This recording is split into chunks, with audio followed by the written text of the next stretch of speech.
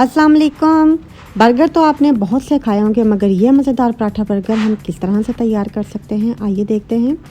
4 cup लिया है मैंने मैदा और उसमें डाला है 1 tablespoon glucose powder. Glucose powder डालने से हमारे जो पराठे हैं उनके ऊपर बड़ी एक क्रिस्पी सी लेयर आती है और साथ में वो हो जाते हैं अच्छी तरह से गोल्डन। तो नमक डाला है इसके बाद मैंने 1 टीस्पून और इन दोनों चीज़ों को अच्छी तरह से आटे में मिक्स कर लिया। मैंने यहाँ पर लिया है फाइन आटा या मैदा। इसमें आप डालेंगे नॉर्मल टैप वाटर यानी रूम टेम्परेचर का पानी है, ना तो गर्म है और ना ही है ठंडा। इसके साथ हम इसको अच्छी तरह से गूंद लेंगे। बिल्कुल फ़ाइन आपने गूंदना है, ना तो बहुत सख्त होगा और ना ही ये बहुत ज़्यादा सॉफ्ट होगा। आटा आपका अच्छी तरह से गूंदा हुआ होना चाहिए ताकि जब आप पराठे बनाएं तो आपके पराठे बिल्कुल फ़ाइन तैयार हों। आटे को गूंदने के बाद हम इसके ऊपर लगाएंगे घी ताकि हमारा आटा बिल्कुल फ़ाइन और सॉफ्ट रहे।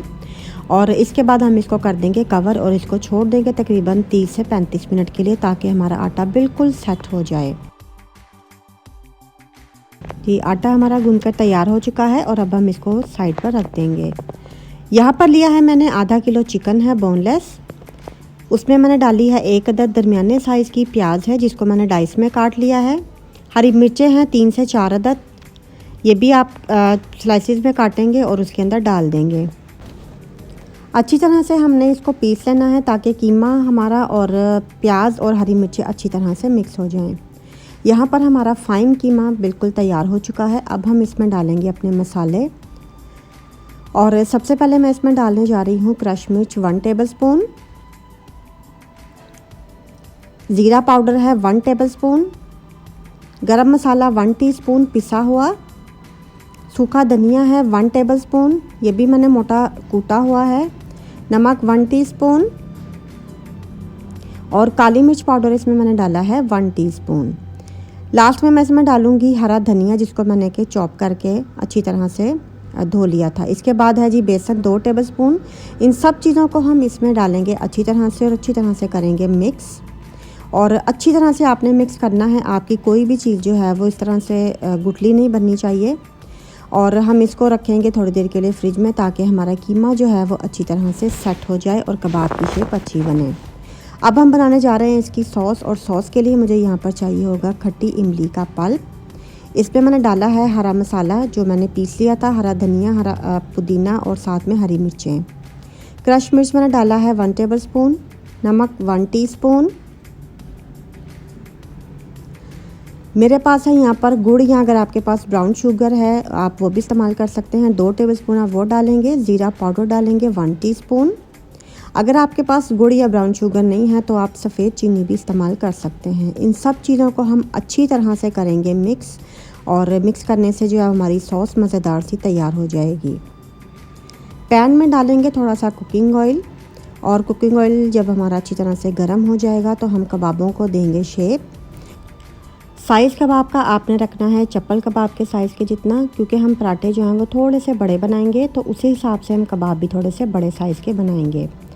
आपके कबाब का जो कीमा है तकरीबन एक कबाब का जो वेट है वो 100 ग्राम्स के करीब होना चाहिए। इनको हम कर लेंगे फ्राई और दोनों तरफ से हम अच्छी तरह से इसको करेंगे गोल्डन, और हमारे जो हैं वो कबाब तैयार हो जाएंगे इस तरह से मज़ेदार, और हम इसको कर लेंगे डिश आउट। अब हम तैयार करेंगे पेड़े, और पेड़े का साइज़ जो है वो आपने कबाब के साइज़ के हिसाब से रखना है। बहुत ज़्यादा बड़े भी नहीं और बहुत ज़्यादा छोटे भी नहीं। तो इस तरह से हमने पेड़ों को बनाकर रख लेना है। थोड़ी देर पेड़ों को हम देंगे रेस्ट और उसके बाद हम इसे तैयार करेंगे पराठे। तो इस तरह से जो है आप देखें कि बिल्कुल दरमियाने साइज़ का ये पेड़ा है, बहुत बड़ा भी नहीं है बहुत छोटा भी नहीं है। अब मैंने एल्युमिनियम फॉइल की शीट के ऊपर डाला है घी, और आपने खुश्का यहाँ पर बिल्कुल इस्तेमाल नहीं करना है। हाथ के साथ ही आपने पराठे को फैलाना है, बिल्कुल आपने बेलन भी इस्तेमाल नहीं करना है। पराठे को फैलाने के बाद मैंने लिया है घी 2 टेबलस्पून, और उसमें मैं डालूँगी चावल का आटा 1 टेबलस्पून। इन दोनों चीज़ों को मैं अच्छी तरह से मिक्स करूँगी। इस तरह से हमारे पराठे की जो लेयर्स हैं वो बड़ी ज़बरदस्त, और पकने के बाद वो थोड़ी थोड़ी आहिस्ता आहिस्ता अलग होती जाएगी। पराठे को कर लेना है मैंने इस तरह से रोल। आपने बिल्कुल इसको एक के बाद दूसरी लेयर में रोल करना है, और जिस तरीके से मैं इसको ट्विस्ट कर रही हूँ, आपने भी इसको इसी तरह से ट्विस्ट करना है और ट्विस्ट करने के बाद आपने इसको पेड़े की शक्ल में बनाकर रख देना है। इसी तरीके से तमाम पेड़े हमने तैयार कर लिए हैं। अब हम इसको तैयार करने जा रहे हैं और यहाँ पर आपने देखा कि सिर्फ ऑयल की मदद से हमने इसको हाथ से प्रेस किया है, कोई बेलन इस्तेमाल नहीं किया और ना ही खुश्का इस्तेमाल किया है। पराठे का जो साइज़ है वो हमने अपने कबाबों के साइज़ को मद्देनज़र रखते हुए बिल्कुल उसी साइज़ का हमने किया है। जब आप पराठों को फ्राई होने के लिए डालेंगे तो आपने आहिस्ता आहिस्ता से इसको घुमाना है। घुमाने से ये होगा कि जो हमने इसके अंदर ग्लूकोज डाला था उसकी मिठास, हल्की सी मिठास होती है, जिसकी वजह से इसके ऊपर एक बड़ी क्रिस्पी सी और गोल्डन सी इसकी लेयर आती है। यहाँ पर हमारे पराठे तैयार हो गए हैं और 1 बाय 1 हम पराठों के ऊपर अपने कबाबों को असेंबल करेंगे। उसके बाद मैंने इसके ऊपर डाले हैं टमाटर स्लाइस में कटे हुए, प्याज आप इसके ऊपर डाल सकते हैं और इसके अलावा अगर आपको कोई और सब्ज़ी पसंद है जैसे कि बंद गोभी वगैरह वो भी आप इस पर डाल सकते हैं। मैंने यहाँ पर इसके ऊपर डाली है इमली की सॉस और सॉस डालने के बाद मैंने इसका जो दूसरा पराठा था वो भी इसके ऊपर असेंबल कर दिया है। इस तरह से हमारे ये देसी स्टाइल मज़ेदार बर्गर जो हैं वो बनकर तैयार हो चुके हैं।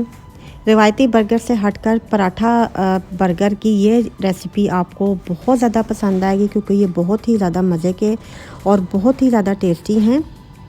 तो मेरी ये रेसिपी अगर आपको पसंद आई है तो आप मुझे ज़रूर कमेंट में फ़ीडबैक दीजिए। मेरे चैनल को सब्सक्राइब कीजिए और लाइक कीजिए और मुझे दीजिए इजाज़त। अल्लाह हाफ़िज़।